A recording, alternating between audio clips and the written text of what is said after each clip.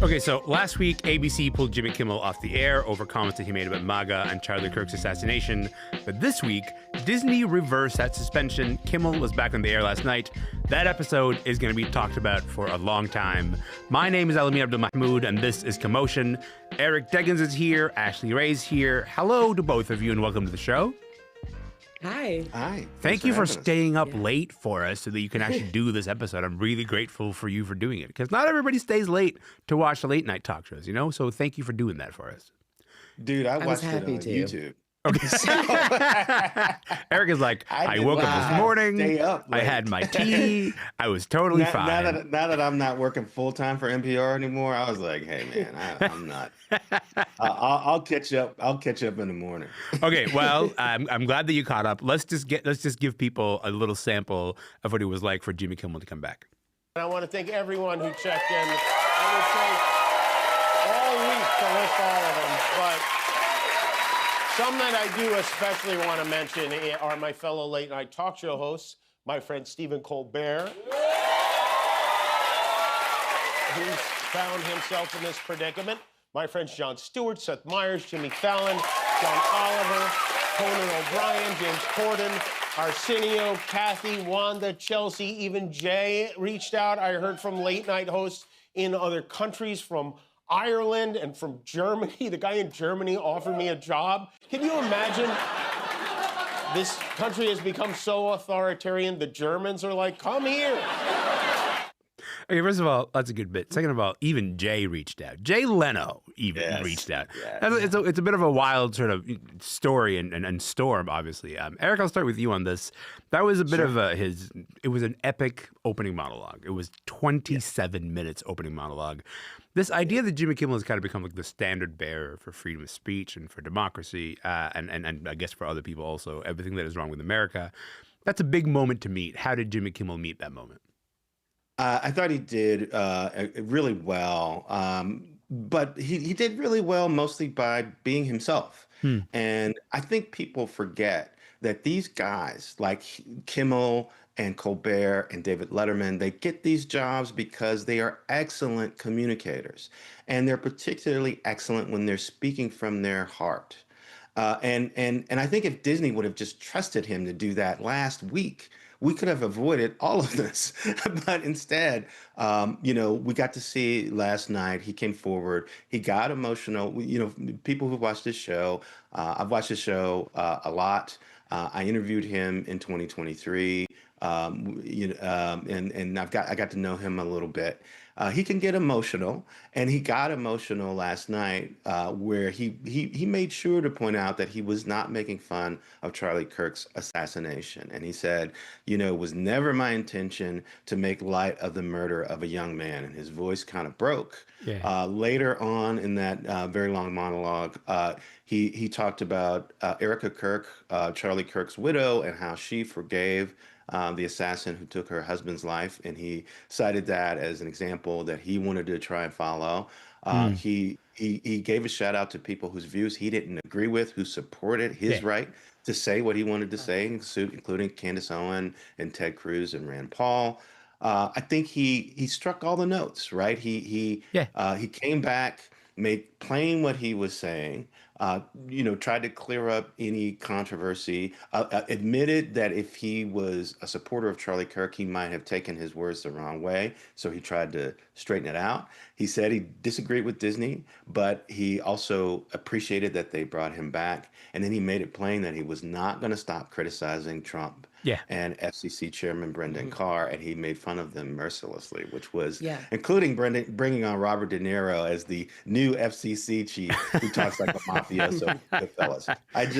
It really was very well done, and they really should have let him do all of that. He could have done all of that last week. To your point, I think you're right about the way that Jimmy Kimmel sort of uses emotion and clarity of communication.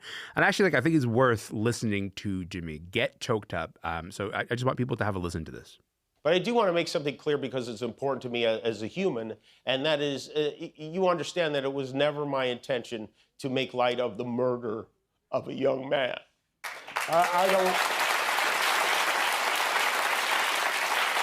I I don't think there's anything funny about it.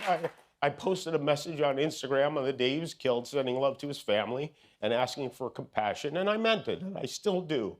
Nor was it my intention to blame any specific group for the actions of what it was obviously a deeply disturbed individual. That was really the opposite of the point I was trying to make, but I understand that to some that felt either ill-timed or unclear, or maybe both. Ashley, were you surprised by how emotional Jimmy got in that monologue? Not really. Like Eric said, he's gotten emotional on the show before. We've seen this. He is someone who is great at just speaking from the heart. I think what really shocked me was I think we were all watching to see if he was going to apologize, if he was going to follow these rules that Sinclair had outlined for him. And really, what he ended up giving us, I felt, was better than an apology. It felt so much more real and authentic to his voice, to his beliefs. So, I thought it was really touching. I loved that he was Yeah. also able to get himself right back into making jokes when he had to make the jokes. Like Eric also said, he is an expert. He's so good at this. And I think watching, there were so many moments when you just saw him kind of lock in and he knew he had to really hit on the important message of this isn't just about my show. This is a bigger issue, and here's why. I think the moment that surprised me, Ashley, was that he was actually a bit more conciliatory than I thought he would be, right? Because for the comment that he made and the way that it was, in my opinion, misinterpreted, but the way that it was interpreted, he was relatively generous. He was willing to say, hey, if you disagree with me, then you're likely to sort of see my comments in this kind of light. I think that's a generous thing to do, but also I thought it was a conciliatory thing to do, and maybe a surprising thing to do. Were you surprised by that, Ashley? Not really. I did figure he would have to make some middle of the road concessions. At the end of the day, this is still a late night show. And true. their demographic is still a bit older. It's, I don't think he's going to get the leftists like tuning in all of a sudden. So I figured there would be some, I am not necessarily an apology, but I do understand why people could have been upset. Yeah. So it was a very creative way to talk around an apology. But I did feel that he gave the other side a bit more credit than I thought he would, particularly to Ted Cruz, who they hate each other. And I did think it was interesting that he took a whole moment to play the Ted Cruz clip and say, for the first time, I agree with him. Well, let's actually, that's a very worthwhile moment to reflect on, and we have the clip of that. So let's hear that clip right now. Maybe most of all, I want to thank the people who don't support my show and what I believe, but support my right to share those beliefs anyway.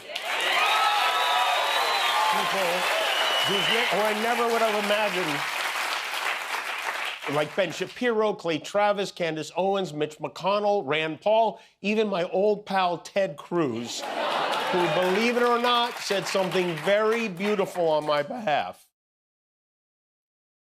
The idea that he uses this moment to sort of reach across the aisle is surprising and funny to me, Eric. But were you surprised by that? Were you surprised by the fact that he did that? Actually, I'm not going to pretend like I'm a great friend of Jimmy's, but knowing what I know of him, I was not surprised. Jimmy has, in many ways, been like this everyman who, early in his tenure, was not particularly political. And then when his son had a health scare and he saw how the Trump administration and conservatives were using healthcare as a political wedge, he began to speak out. And I think he's essentially a decent guy who has been increasingly sort of horrified by the excesses of the Trump administration. And so he's just dug into commenting on that. But when you see him talk about other issues, he's much more of a middle of the road kind of, hey, I'm trying to understand your point of view. I hope you understand my point of view kind of guy. So I actually was not surprised by that. And that's why I say, I have little doubt that a lot of what we saw last night is what he probably would have said last week, even before he got yanked. And even before there was this sort of outpouring of sympathy and support for him, I think he would have said much of what we saw last night, even then, because that's very much in line with who he is. I'm Elamin Abdelmahmoud, and this is Commotion. Eric Deggans is here, Ashley Ray is here, and we're talking about Jimmy Kimmel, who's now back on the air after being suspended for a week. Ashley, you've been in writers' room, so you can sort of maybe imagine the way that Kimmel's writers and the writers' room, all the calculations that they were trying to make about which jokes could get them in trouble, which jokes could get the show pulled back again, which shows are like, okay, which jokes are like, these feel kind of safe. Did that show up for you as you were sort of watching this monologue or this episode? Were you like, oh, there's a lot of calculus going into how far they can push here? Oh, absolutely. I believe late night writers have the hardest job in comedy. They do this daily. It's harder than SNL. It is the hardest job. And I think his writer's room nailed it. Even just from the very beginning, there was a little sketch where they acknowledged everyone was like, this is going to be the most important monologue anyone could deliver. And Kimmel sitting there in like a costume, a bunny costume or something. So right from the get-go, I was like, they are setting the right tone for this. They did a wonderful job of making it very clear they were not going to hold back on Trump or Carr or anything they disagree with.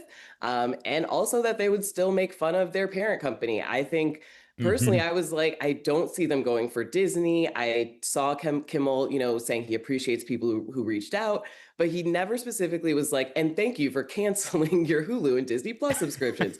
Thank you for boycotting them. But he does have this hilarious joke where he goes, Disney asked me to read this statement.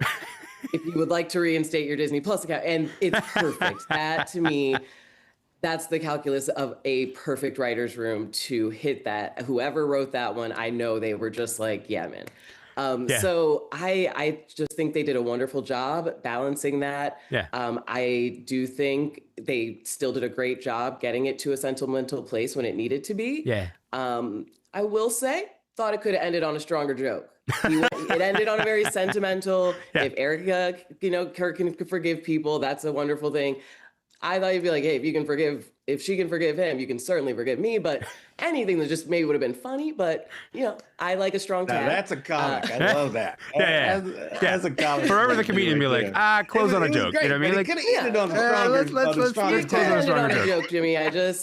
But I did appreciate in this serious moment that he embraced that. I personally think he won a lot of fans last night. I've always just been okay with Kimmel. And now I'm someone who's like, if I see he's hosting the Oscars, I'm going to be like, oh, good. I like him. I agree with you. I'm now. Yeah, I want to point out too, like he has used his writer's room for those hosting gigs, and that's why he's been so good in those other.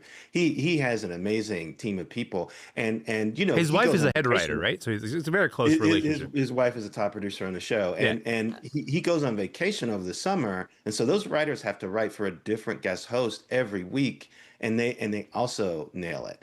Hats off to those guys. They do an amazing job for Jimmy and for all the other people who come on the show. I want to come back to that idea of like Jimmy sort of like turning, I guess, like getting new fans because of this whole episode, because I do think that's true. I am also among them.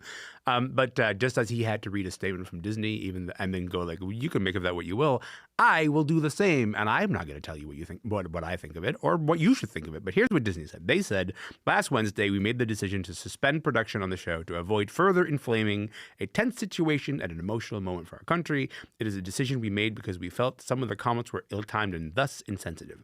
We have spent the last days having thoughtful conversations with Jimmy, and after those conversations, we reached the decision to return the show on Tuesday. Eric, what do you make of that explanation? This idea they're like, we needed to just give it a bit more time. How does that resonate for you? Poppycock. Okay.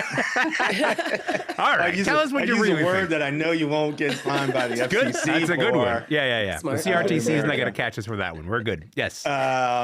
Yeah. Well, I think ultimately Bob Iger, who is the CEO of Disney now, and Dana Walden, who's in charge of television for Disney, were caught between a rock and a hard place, or at least they felt they were, because they had the FCC seemingly threatening them. Yeah. And they had two large ownership groups who were also pressuring them to do something.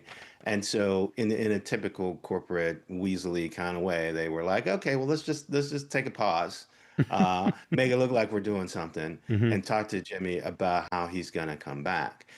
In a normal world, that might have made sense, but in a world where every stand for free speech counts, and a world where the president is acting more and more authoritarian every day and is trying to silence journalists, is insisting that journalists that report on the Pentagon sign some sort of pledge about what they're going to report, Hmm. insisting, that any that other late night hosts who criticize him should also be taken off the air, or that those stations should lose their license.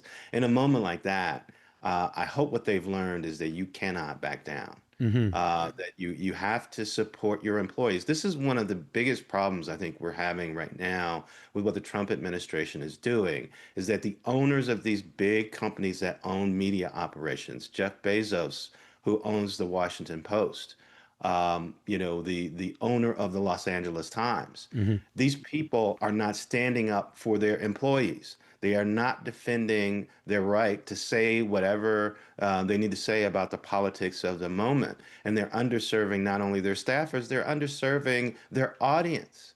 And there are people out there. I mean, what the Kimmel episode kind of illustrates is that there are people out there who are thirsty for that kind of content. They want these people to stand up for free speech, even if they disagree with the substance of what Kimmel says. They passionately believe in his right to stand up and say it, Hmm. free from government interference. And it's interesting to see how FCC Chair Brendan Carr tried to walk back, this idea that he had come forward and threatened, ABC and Disney. And now he's trying to say, oh, Sinclair and Nexstar, they're the ones who applied the pressure. We weren't involved in this. They overreached. They Oh, thought Yeah. late night was weakened. yeah. They thought they could come after their Yes. enemies in late night. And what they found was that people will not tolerate it. And I hope that everyone involved has learned a lesson, especially the executives who run these big media companies. Well, okay, you mentioned that, but like Sinclair Media and Nexstar, by the way, own almost a quarter of the local affiliates, which is where you'd be watching Jimmy Kimmel wherever you are locally. And they say that they're going to be preempting Jimmy Kimmel indefinitely. They're still not putting Kimmel on the networks that they And own. I think they look ridiculous. Okay, but it does set up a future conflict. TV event. This is the biggest late night TV event probably this year, definitely this month. Yeah. And they ensured that every one of their ABC stations was on the outside of it looking in. And at a time when they have to worry about people cutting the cable cord and people turning away from broadcast TV, they basically induced everyone who lives in those markets who wanted to see Jimmy Kimmel to watch him on YouTube. I don't understand it. If you're in Seattle or Washington, D.C. or St. Louis or one of these affected markets and you wanted to see what Jimmy had to say, you were encouraged to watch it on YouTube where you could see it for free and they would not get the Yeah. viewership. They are shooting themselves in the foot with this, and I hope they find a way to walk it back for their own sake. And for their I viewers, think they'll and have for their to. viewers. I mean, legally, there are restrictions on how many times a affiliate like this can preempt a show. So they can do it 3 times within their contract, and beyond that, there can be punishments and penalties. So people already feel like it's sort of an empty threat that they know they'll have to walk back, but they're trying to save face. Okay, but here's the thing I don't get, Ashley. So like Trump is so obsessed with legacy media, so focused on like late night shows, but so much of his rise to power has had to do with different forms of media, right? Like, I mean, like this is someone who has been on so many of the Manosphere podcasts, or like it's a pretty friendly space for him in general. Twitch streamers can be pretty friendly to Trump in general and so on. How do you explain his obsession with late night television in a world where that's not even the form of media that made him, nor, by the way, was it ever particularly friendly to him in the first place?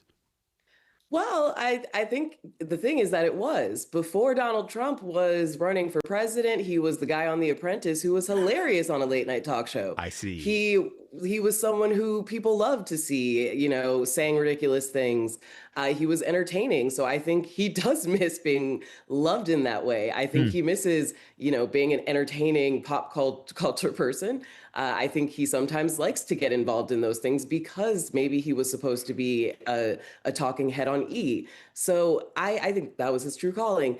But I think, that it's partially he misses that. And also that, they did kind of help Jimmy Fallon sort of helped to humanize him when he rubbed his hair. That's often talked about as a turning point for Trump. I'll never forget that moment. So, yes. Yeah, it's like he has been able to have these shows in his pocket, and now something has happened where it's gone beyond. He is now just sort of the butt of their jokes. He can't seem to win them over because I think he's realized, oh, my policies have consequences and people will not like me. No, I don't think he's realizing it, but I think, these are the consequences of the reality of his administration is people like Jimmy Kimmel even going, this is too far. Our country is going too far. And so even though our late night shows the, barometer of what anyone is really watching, not really, they don't matter among young people. It's not like if Kimmel came out tomorrow and was like, I love Trump, that it would move numbers for Trump. But, I think in his mind, he's still in the 90s and is like, I got to be loved by the late night hosts. Like, they should be loving me. Why doesn't Arsenio love me? And I also think it's important to note that, his constituency is older. As much as people want to make of the way he was able to get some young people to support him, his constituency is older, and they value legacy media too. Okay, so I just want to close on this point. This idea of like we've arrived sort of at this moment where we've had all these conversations about the waning the relevancy of late night as a space. Eric, do you see the story as sort of like a blip on the radar and then it's going to kind of pass? Or is it a shot in the arm? Is it a shot in the arm, like, to go from like Colbert a couple months ago to Jimmy Kimmel being under threat this time around? Is it a shot in the arm, would you say, to the relevance of late night? You kind of go like, okay, people are going to start paying attention in a slightly new and different kind of way. I hope so. I mean, I have always maintained that people have been too quick to try and write the obituary of late night TV as a genre. I've always loved it. I visited like a million of these shows. I've been to Colbert twice. I saw Conan when he was doing late night. I've been to Kimmel, of course, and others. And it is in a unique genre. And I think people are beginning to realize how important it really is. Sometimes you can take these genres for granted if you feel like you know what they're about, particularly if you don't check in on them and watch them. And hopefully what this is doing, not only is it energizing, I mean, if you watch Colbert now, he's a little energized by the fact that he's only has so much time. He's doing his best work. He's truly doing his best work. He's really he was calling out CBS last night. Exactly. Had some really clever stuff. Doing it. He's going to keep doing it. And Kimmel now has also risen to the occasion. People forget, like I said, that these guys are really good. And one of the things that was great about Kimmel was that he acknowledged that he's part of a pantheon. People may not have caught it, but his first line in his monologue when he came back was, as I was saying before I was interrupted. And that's actually a callback to Jack Parr, who was the second host of The Tonight Show, who walked off his show in the middle of a broadcast because he was upset that the censors cut a joke. His announcer was Hugh Downs, and Hugh thought it was a joke and he was coming back, but he didn't come back, and Hugh had to finish the show. He was off for a while, and then when he came back, Jack Parr said, as I was saying before I was interrupted. So Jimmy Kimmel opened his monologue with that line. So people who know the genre know that Jimmy was referencing something that had happened a tradition, right? Like he's a part of a lineage and a tradition. And he talked about that. He talked about his heroes, David Letterman and his friend Howard Stern reaching out to him. And his fellow talk show hosts reaching out to him. And even, Jay Leno, he had a very contentious relationship with him. Even Jay Leno reached out to support him. Again, showing he said how even Jay. this idea of free speech can unite even people. Jay. I'm out of time, so I gotta leave it there. This has been our monologue, and I really appreciate your time. You guys are the best. Thank you so much for being here. I really appreciate it. Thank you. Yes, of course. Ashley Ray is a comedian, host of the TV Essay podcast. He was in Chicago. Eric Deggans, TV critic for NPR. He was in Florida. My name is Elamin. This is Commotion. See you tomorrow.